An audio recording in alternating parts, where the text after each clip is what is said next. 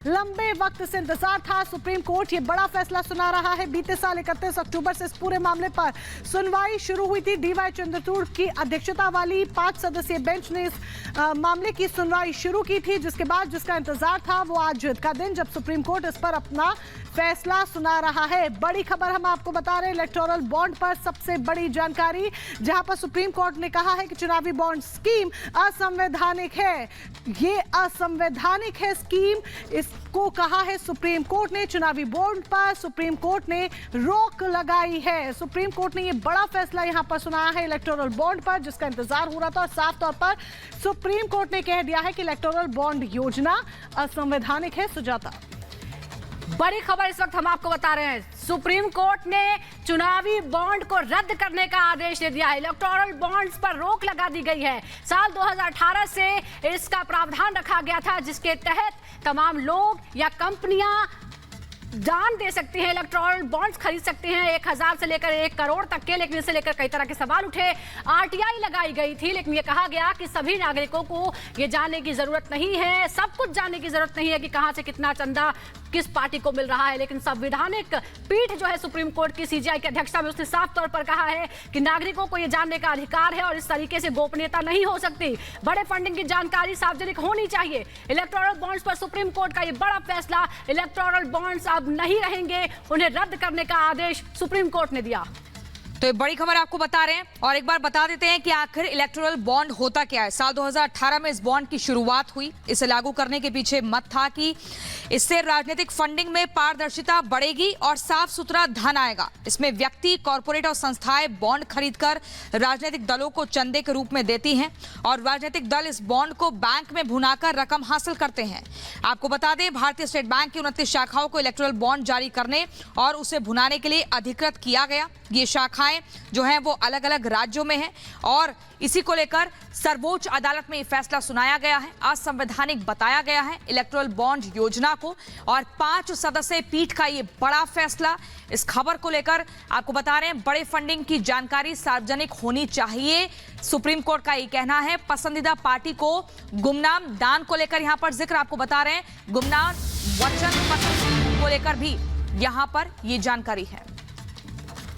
इस बीच ये भी आपको बता दें कि सीजेआई का पार्टियों को आदेश भी आ गया है। 12 अप्रैल 2019 से जानकारी दे, जो भी फंडिंग हुई उसकी जानकारी देनी होगी। सुप्रीम कोर्ट ने ये कहा है, 12 अप्रैल 2019 से जानकारी देनी होगी। अखिलेश राय हमारे सहयोगी हमारे साथ जुड़ चुके हैं, सीधे अखिलेश का रुख करेंगे। अखिलेश, ये बहुत बड़ा अपडेट यहाँ पर आया है। सुप्रीम कोर्ट ने जिस तरीके से जो फंडिंग है उस पर रोक लगाते हुए ये कहा है कि जो भी फंडिंग हो रही है उसकी जानकारी सार्वजनिक करनी होगी।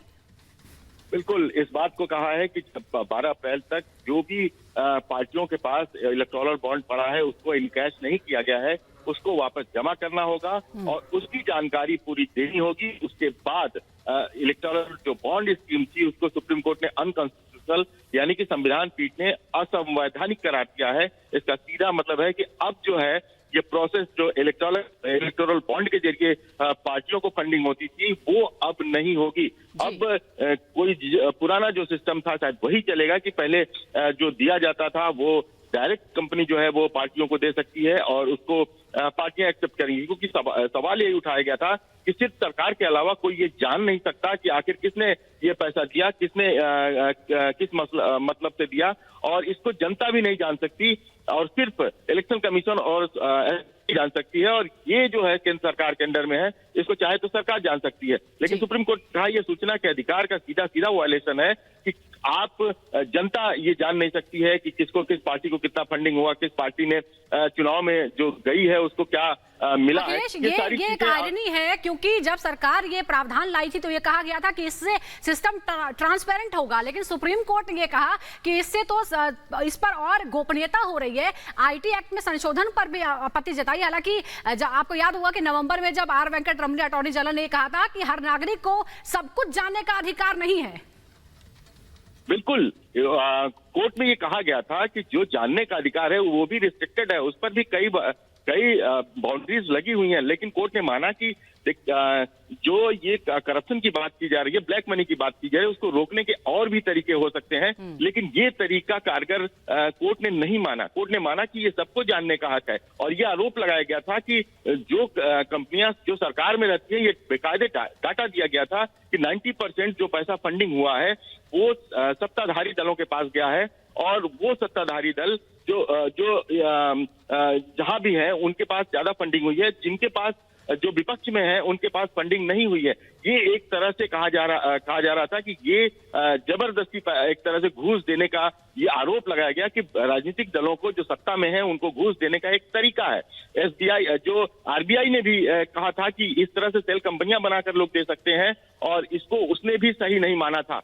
इलेक्शन कमीशन ने भी अपनी राय इसके पक्ष में जाहिर नहीं की थी। इसलिए सुप्रीम कोर्ट ने कहा कि नहीं, ट्रांसपेरेंसी होनी बहुत जरूरी है कि पैसा कहां से आ रहा है। अखिलेश, सन 2018 की हम बात करें, See, proceeding is undergoing. It's not court didn't give judgment yet, but court said that it should be transparent because right to information is a right of our every citizen. So it should be transparent, and the money, what amount of money and which people give it, it should be disclosed to every people. Okay. What are the rules and regulations?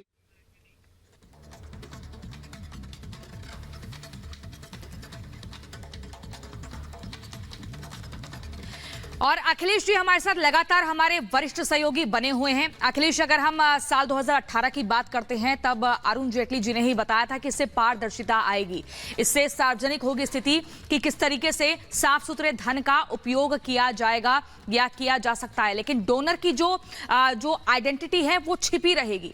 अब court की तरफ से किन मुख्य बिंदुओं का यहाँ पर जिक्र किया गया है?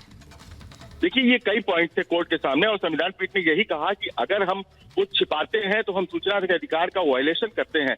हमें जानने का अधिकार होना चाहिए, और जानने का अधिकार सबको होना चाहिए, सिर्फ सरकार को नहीं होना चाहिए, क्योंकि जांच एजेंसियां जान सकती हैं, वो इलेक्शन कमीशन से मांग सकती हैं किसने पैसा दिया था, वो आरबीआई एसबीआई से मांग सकती है ये किसने बॉन्ड खरीदा था। ये सारी चीजें सरकार जान सकती है, तो विपक्ष को नहीं जान सकता। आपके पास जिस तरीके से आप बड़ी अपडेट यहाँ पर दे रहे हैं, एक बार फिर से हम अपने दर्शकों को बता दें कि ये सुप्रीम फैसला आया है इलेक्टोरल बॉन्ड पर। चुनावी बॉन्ड योजना असंवैधानिक है, ये सुप्रीम कोर्ट का कहना है, और ये भी सुप्रीम कोर्ट ने साफ सीधे तौर पर कहा है कि कोई भी जानकारी गुप्त ना हो। बॉन्ड से जुड़ी जो जानकारी है वो साझा करनी होगी, उसको पब्लिक करना होगा, उसको सार्वजनिक करना होगा। 12/4/2019 से जो जानकारी है, एसबीआई उसको जानकारी साझा कर, और इसके लिए बकायदा सुप्रीम कोर्ट ने वक्त दिया है। 3 हफ्ते का समय दिया गया है, 3 हफ्ते का समय दिया गया है, जिसमें ये जो तमाम जानकारी है वो साझा करनी होगी। जो तमाम चुनावी पार्टीज हैं उनको एसबीआई को ये जानकारी देनी होगी। तो ये बड़ा फैसला यहाँ पर सुप्रीम कोर्ट ने सुनाया है, जिसका इंतजार एक लंबे समय से था, क्योंकि ये देखा जा रहा था कि जिस तरीके से जानकारी पब्लिकली सुजाता नहीं की जाती है, ऐसे में पब्लिकली होना वो तमाम इंफॉर्मेशन वाकई में जरूरी था।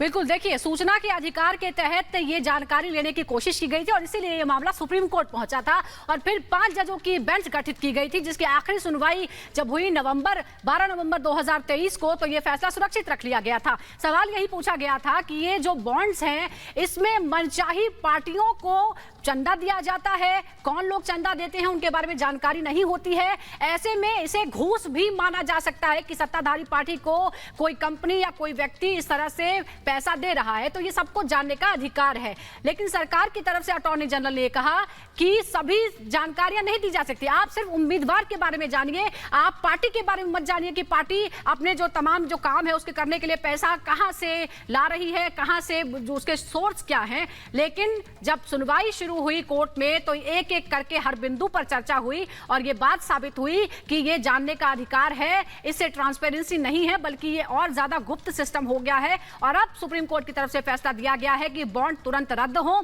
6 मार्च 3 हफ्ते के अंदर ये जानकारी दी जाए, क्योंकि ये बॉन्ड्स एसबीआई से खरीदे जाते हैं, तो एसबीआई जानकारी देगा। अप्रैल 2019 से लेकर तमाम जानकारियां जो अभी तक जिसने भी बॉन्ड्स खरीदे हैं वो जानकारी देनी होगी, और फिलहाल ये रद्द होते हैं। तो ये बड़ा झटका भी हम कह सकते हैं, क्योंकि चुनाव सर पर हैं, और ऐसे में एक बहुत बड़ी कार्रवाई जो है वो करनी पड़ेगी। तो ये बड़ी खबर आपको बता रहे हैं, लोकसभा चुनाव के ऐलान से महीने भर पहले